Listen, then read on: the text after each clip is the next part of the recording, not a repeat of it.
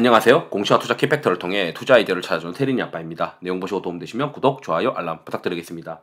이 카페라떼 멤버십 회원분들한테 제공해드리는 엑셀을 지금 현재 두 가지로 나눠서 설명을 드리고자 합니다. 1부에서는 이제 시장과 관련된 엑셀을 좀 말씀드리려고 하고 2부에서는 종목을 피킹하는 거와 관련된 엑셀을 말씀드리고자 합니다.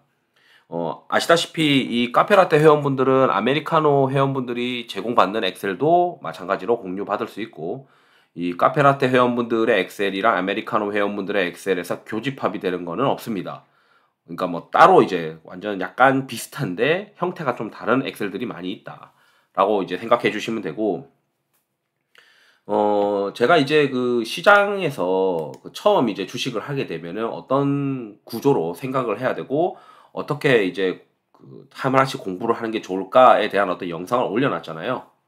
거기서 이제 제가 이제 주로 말씀드리는 게 이 의사결정을 계속 순환해야 되고 이 의사결정을 순환하는 데 필요한 구간별로 내가 무엇을 보고 의사결정을 계속 이어져 나갈 것인가를 해야 되는데 막연하게 이제 그냥 뭐 겐토 때리듯이 주식을 하면 안 된다라고 좀 말씀을 드리잖아요.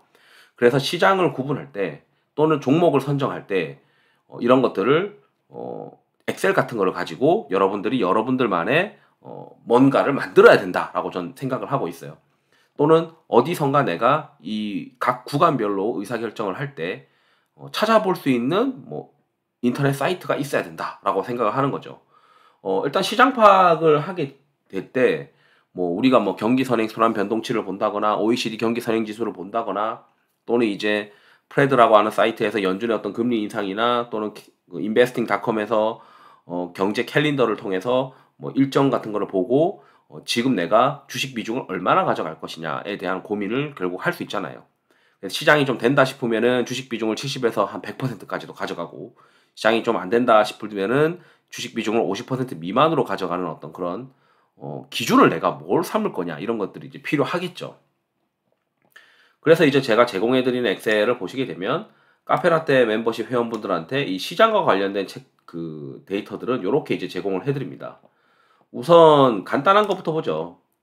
이 신규 주문에서 재고는 최근에 이제 드리기 시작했는데 이게 이제 보니까 일평균 수출의 어떤 증가율과 이 제조업 전체의 주문 재고 스프레드와 이게 약간 같은 방향이더라라고 하는 게 있어요. 그래서 일평균 수출이 이 신규 주문에서 재고를 뺀 이 스프레드가 7월 달에 지금 더 떨어졌단 말이에요. 그렇다면은 이게 이 방향성 자체가 8월 달도 썩 시장의 어떤 수출 데이터가 잘 나올 가능성이 좀 적지 않겠느냐 이런 고민들을 하는 거죠. 그래서 요거를 이제 월 단위로 이제 업데이트를 해서 드리는 거는 매주 드리는데 월 단위로 해서 이제 업데이트를 한다라고 말씀을 드리고 그리고 여기 이제 보시게 되면 이거를 업종별로 이제 쪼개서 볼 때 신규 주문과 이 재고 스프레드가 그나마 괜찮은 게 지금 현재 종이, 자동차, 목재, 섬유 이런 것들이다.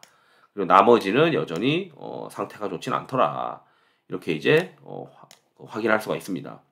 근데 대부분 이제 자동차나 종이나 이런 것들을 보게 되면 사실 종이에서 투자할 만한 건 종목들은 그렇게 없지만 이런 것들을 보고 의사결정에 또 참고를 하시면 되죠. 그리고 다음 달에도 어쨌든 수출 데이터가 그렇게 썩 좋지 못하니 수출 데이터가 이 와중에 정말 잘 나오는 것들은 거꾸로 봤을 때 굉장히 엣지 있는 종목일 수도 있겠다라고 해석을 할 수도 있는 거죠. 그리고 이제 제가 그동안 안 드렸던 것 중에서 이제 마틴 츠바이크의 어떤 금리와 관련된 걸 가지고 응용한 이제 데이터인데 금리를 이제 처음 낮추면 2점을 주는 겁니다. 예를 들어 금리를 처음 낮추면 2점을 주고 6개월 정도 지났을 때는 혹 효과가 없으니까 1점씩 깎아요. 그러니까 2점이 다시 1점이 되는 거죠. 6개월 뒤에는. 그리고 갑자기 이제 또 6개월 뒤에 금리를 또 추가로 인하하는 게 없으면 0점이 되는 겁니다. 그리고 금리를 이제 인하하면은 1점씩 이제 플러스를 해주고 인하하고 나서 또 6개월 이후에는 마이너스 1점이 된다. 그러니까 금리를 처음 낮추면 2점. 그 전에 이제 마이너스 점수들이 있으면 마이너스 점수는 없애고 금리가 2점이었다가 그 사이에 금리가 인하되는 게 없으면 0점이 되는 거죠. 6개월 뒤에는 1점이 되는 거고 6개월 뒤에는 또 0점이 되는 거죠. 그리고 금리를 만약에 2점이 됐는데 추가로 인하가 됐으면 3점이 되는 거예요. 그리고 또 6개월 뒤에 금리 인하가 없으면 다시 2점이 되는 거고, 뭐 이런 구조인데, 금리를 이제 계속 이제 낮추다가 금리를 처음으로 한번 인상을 하게 되면은 이전 점수는 다 취소되고 마이너스 1점이 되는 겁니다. 그리고 인하하고 6개월 이후에는 다시 1점을 추가해 주는 거죠. 효과가 없어지는 거니까. 그래서 다시 0점으로 세팅이 되는 거죠. 그 연준의 금리 인상과 주가 모멘텀을 그 합산해 가지고 이제 찾아보는 건데, 뭐 예를 들어 이런 거예요.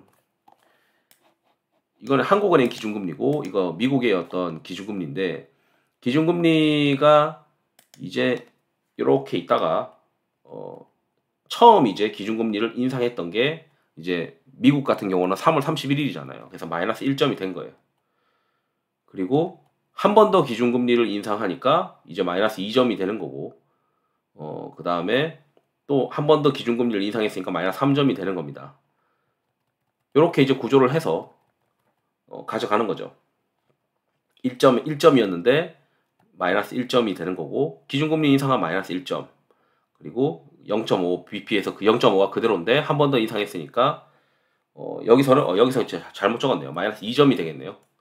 2점이 되는 거고, 여기서는 마이너스 3점이 되는 거고, 여기서는 마이너스 4점이 되는 거고, 여기서는 마이너스 4점이 되는 거죠.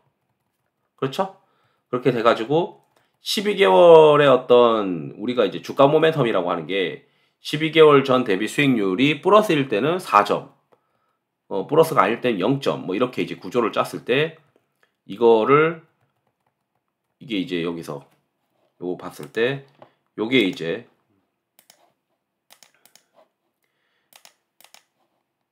요거 두 개를 합산하는 거죠. 요 두 개를 점수를 합산했을 때 이게 0 이상일 때는 투자를 하고 0 이하일 때는 투자를 하지 마라 라고 하면, 사실 이제 미국 시장은 3월 31일부터는 3월 달부터는 투자를 하면 안 되는 거고, 여기 보면 한국 시장은 사실 올해 1월부터는 투자를 하지 말라는 어떤 그런 구조죠. 그렇다면 이걸 가지고 우리가 야 주식을 다 비워야겠네 이런 전략을 하는 게 아니고, 주식 비중을 낮춰서 플레이해야 되겠네, 주식을 100%로 가져가는 상황은 아니겠네. 그럼 주식 비중을 100% 가져가는 거는 뭐 이런 장들이죠. 이런 시장에서는 이제 수익을 해도 된다라고 하면은 주식을 뭐 70에서 80이나 이런 100%까지도 가져갈 수 있는 시장이다. 뭐 이렇게 이제 해석을 할 수가 있는 거고, 그 와중에 이제 세부 컨트롤들은 또 다르니까 전체 큰 그림만 지금 보는 거예요. 전체 큰 그림이 주식 비중을 지금 현재는 맥스로 한 70%까지는 가져갈 수 있겠구나. 이렇게 이제 생각을 해야겠죠. 왜냐하면 뭐 아직 주가 모멘텀이나 이 연준의 어떤 금리 인상이 마무리된 상황은 아니니까. 다만 지금 시장에서는 뭐 연준의 금리 인상이 어느 정도 마무리될 수 있는 어떤 그림이 있고, 올해 연말까지 2022년도 연말까지 올려봐야 몇 번 올릴 수 없다.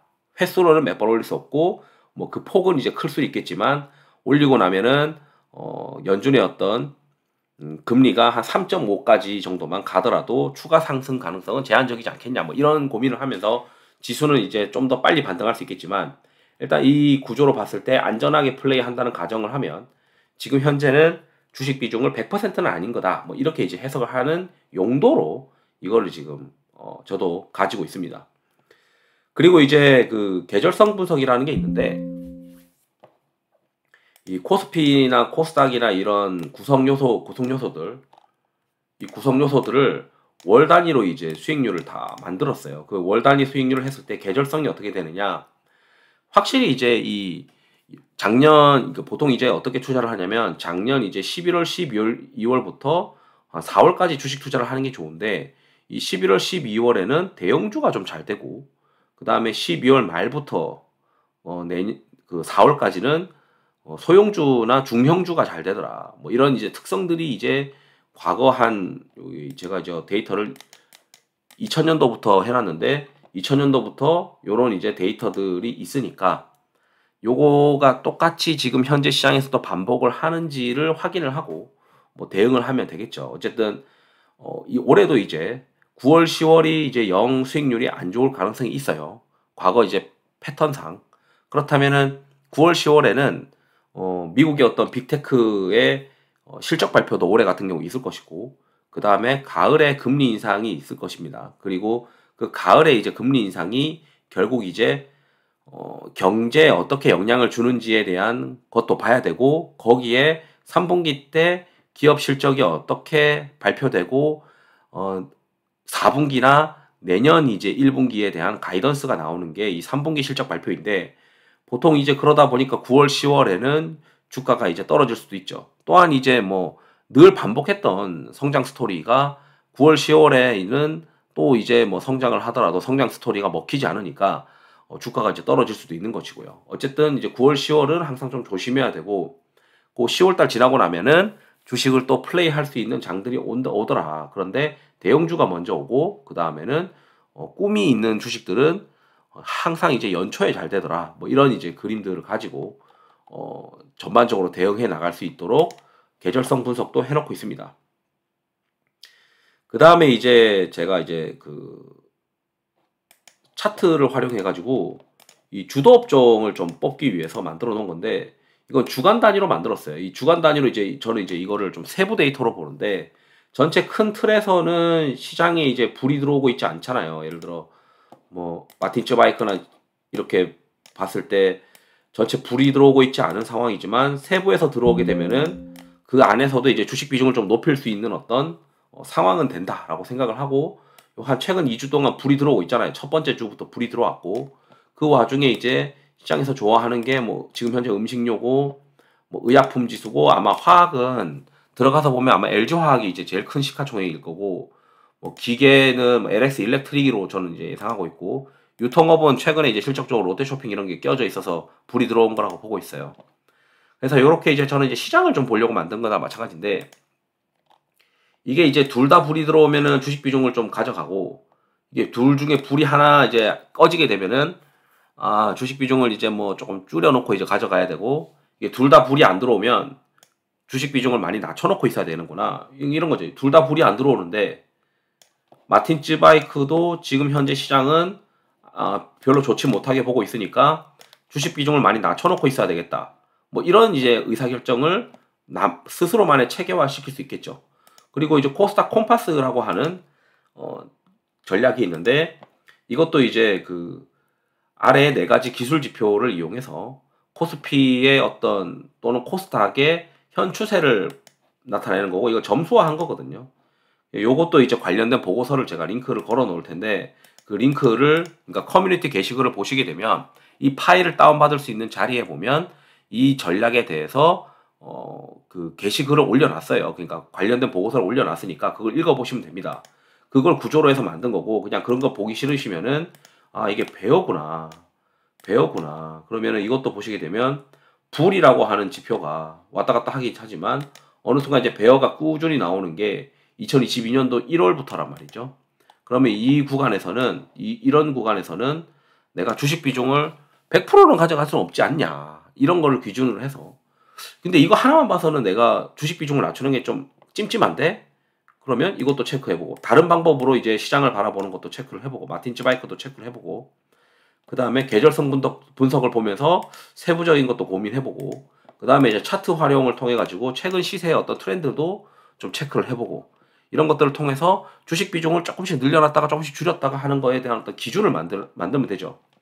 전체 주식 비중의 기준은 뭐 마틴츠 바이크나 또는 콤파스나 이런 거를 가지고 세팅을 해나가고, 그 다음에 단기적으로는 주식 비중을 좀 늘렸다 줄였다 할 수 있는 거는 이런 데이터들을 보고 불이 좀 들어오는구나, 최근에 불이 들어오고 있으니까 여전히 이제 괜찮을 것 같다. 왜냐하면 저는 7월 28일 이후에는 그 불확실성이 해소된다라고 일단 우리가 또 공부를 했으면, 그 다음에 불이 들어오는 것들은 좀 진짜일 가능성이 있으니 당분간은 좀 괜찮을 수도 있겠구나, 뭐 이렇게 해석을 하면서 그러면은, 그렇지만 항상 계절성에서는 9월 10월에는 시세를 조심해야 되고, 올해도 가을에는 금리 인상을 하는 데다가 9월 10월에는 뭐 미국의 어떤 실적 발표가 있고 한국에서도 실적 발표가 있는데, 그 10월 달에 3분기 실적 발표하면서 가이던스가 잘 나오지 못하면 시장이 한 차례 또 레벨 다운 할 수 있으니 조심해야 되겠구나, 계절성도 그런 가능성이 있다는 것을 조심해야 된다라고 이제 뭐 생각해주는 어떤 자료이다. 무조건 이제 9월 10월은 주가가 빠진다라고 이제 확언할 수는 없어요. 이건 통계이기 때문에. 그 통계를 봤을 때 이번에는 가을의 금리 인상도 얼마나 폭이 되는지도 중요하고, 심지어 금리가 높아진 상황에서 받아들이는 3분기 실적 시즌도 빅테크 실적 시즌도 시장에서 뭔가 좀 삐걱거릴 수 있는 부담으로 생각할 수 있기 때문에 뭐 9월, 10월 조심해야 되는 것도 같이 조심해야 된다. 뭐 이런 식으로 해석을 할 수 있는 기준이 되는 자료다. 이렇게 말씀드리고 싶은 거죠. 그리고 또 세부적으로 트레이딩을 할 때, 이건 지금 오실레이터로 만든 거예요. 그러니까 코스피의 시가총액을 외국인과 기관의 어떤 수급의 합을 가지고 그걸 5일 누적으로 만들어서 오실레이터로 만든 거예요. 그러니까 수급을 오실레이터로 만든 거고, 이 수급을 오실레이터로 만들었을 때 이게 바텀을 돌아서는지 또는 이제 이게 위에서 턴에서 꺾이기 시작하는 건지, 그래서 이제 이제는 코스닥도 약간 수급 부담이 있겠구나 뭐 이런 생각을 하면서, 그렇다면 내가 주식 비중을 뭐 조금은 좀 줄여볼 수 있는 고민들을 하거나 아니면은 많이 먹은 주식들은 팔면서 좀 덜 오른 주식들로 교체해 나가는 어떤 그런 전략도 고민할 수 있는 어떤 시기다. 뭐 이렇게 해석을 하는 거죠. 그리고 이제 마지막으로 다 알려드린 것 같은데, 이제 외국인 차트 활용, 계절성부터 신규 주문, 코스닥 콤파스, 마티츠 바이크 있고, 그 다음에 이제 우리가 시장이 많이 박살나는 경우에 내가 주식을 들고 있다가 박살나는 경우에 내가 이 주식을 따라 팔아야 되는지 말아야 되는지에 대한 고민들이 있을 거예요. 그런데 이거는 이제 이건 코스닥 SIO고 코스피 SIO도 따로 있습니다. 이 코스닥의 어떤 종목들 150개 종목을 기준으로 했을 때 이게 등락률을 만들어서 그 등락률을 기준으로 어떻게 만들어서 이 패닉 셀링과 패닉 바잉에 대한 어떤 지표를 만든 거예요. 그래서 예를 들어 기본적으로 이 로직을 뭘 제가 하냐면, 이거 삼성증권에서 만든 걸 제가 리버스 엔지니어링을 통해서 역설계로 해서 똑같이 구성을 했다라고 저는 생각을 하고 있는데, 예를 들어 패닉 셀링이 나타나게 되면 이게 시장에 엄청난 과매도가 되는 거고, 이 과매도 다음에는 보통 5영업일 이내에는 과매수가 나타난다라고 하는 논리가 있어요. 그러니까 과매도 다음에 과매수가 나타나면 손바뀜이 나타나는 거니까 시장이 중기 바닥일 가능성이 있다라고 이제 해석을 해야 되는데, 6월달 같은 경우는 과매도가 계속 나타나고 과매수는 나타나지 않습니다. 90 이상의 과매수가 처음 나타나는 게 한 6월 24일이죠. 그러면은 중기적으로는 이 6월 24일 날 나타났던 종가를 기준으로 향후 한 2주나 3주 정도 뒤에 보면 지수가 좀 올라와 있을 가능성이 높아요. 그래서 과매도 다음에 이제 생기는 또 과매수는 어느 정도 시장에 바닥일 가능성이 있다라고 이제 우리가 해석할 수 있고, 시장이 정말 어려울 때는 이 과매도랑 과매수가 빈번하게 나타납니다. 이게 빈번하게 나타날수록 시장은 어느 정도 손바뀜이 충분히 일어났다라고 해석할 수 있고, 요 시점 지나고 나니까 또 지수가 오르죠. 과거에도 여기 보시게 되면은 2월 달에 과매수랑 과매도랑 또 과매수 나타나면서 손바뀜이 나타나고, 조금 이제 시간 지나면 한 900대, 여기다 848인데 코스닥이 한 900대로 또 올라서듯이 과매도랑 과매수가 나타나고 나면 시장이 어느 정도 손바뀜이 나타나는 그림일 수 있다. 그리고 그걸 가지고 내가 주식을 따라 파는 행위, 예를 들어 뭐 과매도인데 과매도가 뻔히 나타났음에도 불구하고 뇌동매매 하듯이 손절치는 어떤 그런 거는 좀 제한적으로 행동할 수 있고, 또는 과매도 다음에 패닉셀링이라 할게. 패닉셀링 다음에 패닉 바잉이 나타나면 내가 혹시 주식이 너무 없는 거 아닌가? 이런 이제 생각도 같이 하면서 플레이를 할 수 있고요.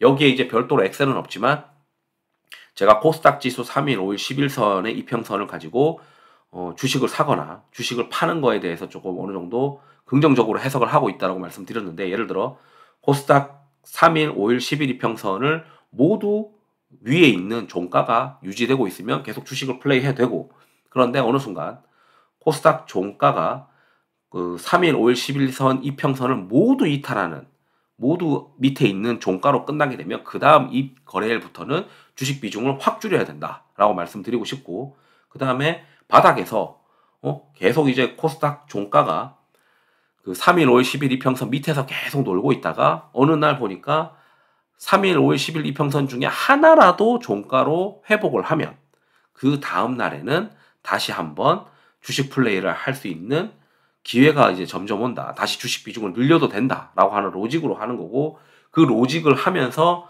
여기 이제 패닉 셀링과 패닉 바잉을 같이 비교해서 보는 거죠. 이번에 예를 들어서 계속 3일, 5일, 11일 평선을 모두 깨고 내려가고 있는 상황에서 갑자기 이제 3일이랑 5일, 10일, 5일, 11일 평선 중에 하나를 회복을 했다. 그런데 이게 패닉 바잉으로 나타나면서 손바뀜인지 아닌지를 장 마감하고 확인할 수가 있겠죠.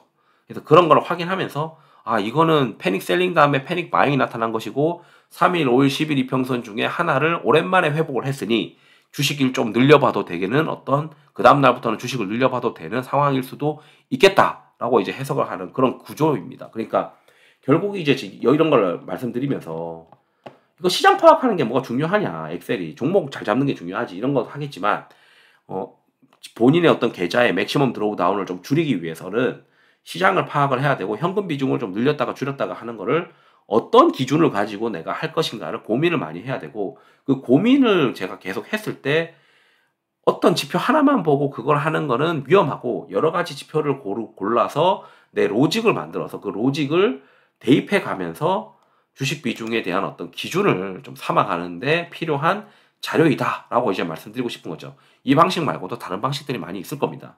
근데 저는 이제 저도 지금 보는 것들이 너무 많기 때문에 이 정도만 봐도 된다라고 저는 생각을 하고 있고, 이외에 경제 지표들도 있겠죠. 예를 들어 뭐 경제 캘린더를 봤을 때 이번에 중요한 이벤트가 있는데 갑자기 이벤트가 있기 전부터 주가가 떨어지면서 코스닥 지수 3일, 5일, 10일 이평선을 모두 이탈했어.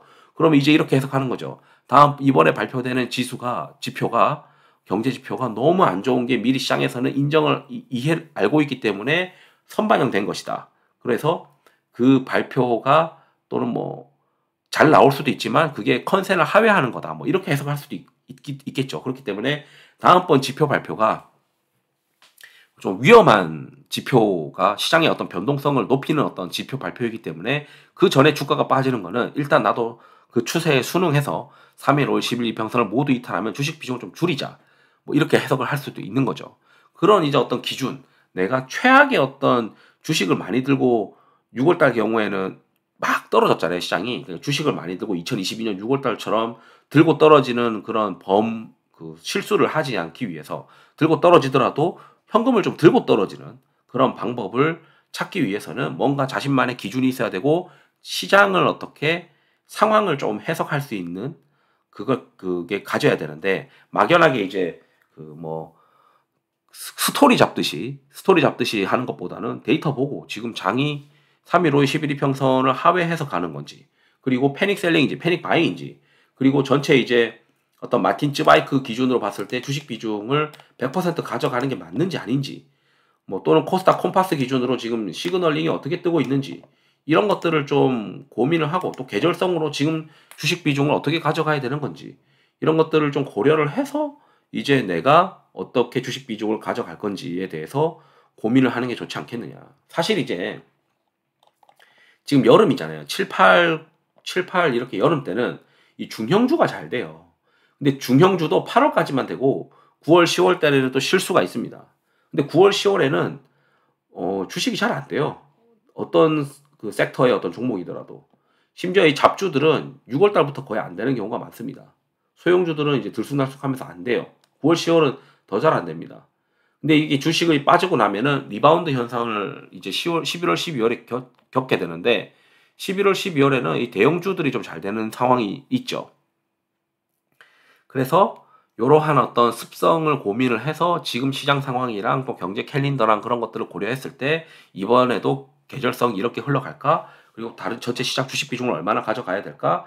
이런 것들을 이제 한 번에 한눈에 보고 머릿속에 회전시켜가지고 이렇게 고민해서 이렇게 가져가자. 내 스타일에는 이게 맞겠다라고 하는 어떤 정의를 내리기 위해서 또는 기준을 잡기 위해서 이런 데이터를 보자.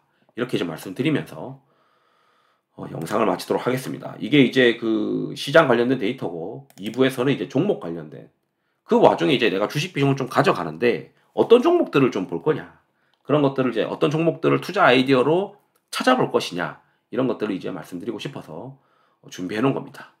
1부는 이도록 마치도록 하겠습니다. 투자에 도움이 되시길 바랍니다. 감사합니다.